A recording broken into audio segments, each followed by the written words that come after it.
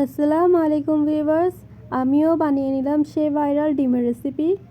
তো ডিমের রেসিপি বানানোর জন্য প্রথমে একটি বাটিতে নিয়ে নিয়েছি শসা কুচি, তারপরে হচ্ছে ধনেপাতা কুচি, কাঁচামরিচ কুচি, আর হচ্ছে সামান্য পরিমাণ টমেটো সস।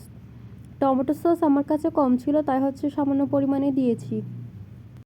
তারপর দিয়ে দিচ্ছিলাম জলপাইয়ের চাটনি। আসলে চাটনি সবাই উপরে দিয়ে খায়, কিন্তু আমি হচ্ছে মেখে ফেলেছিলাম সসের সাথে, এরকমই আমার ভালো লাগছিল। পুরো চাটনিটা ইউজ করেছি। আগেই ডিম সিদ্ধ করে নিয়েছিলাম, দেখেন ডিমটার কী অবস্থা করেছি, ডিমটা পুরো 12টা বাজিয়ে দিয়েছি। তারপর ডিমের উপর এই মিশ্রণটা দিয়ে দিচ্ছিলাম।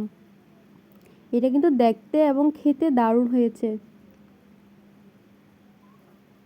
এই তো রেডি আমাদের ভাইরাল ডিম। এখন টেস্ট করে নিচ্ছিলাম কীরকম হবে। আমি কিন্তু প্রথমবার টেস্ট করছিলাম, আর খেয়ে বুঝলাম এটা কিন্তু অনেক মজা।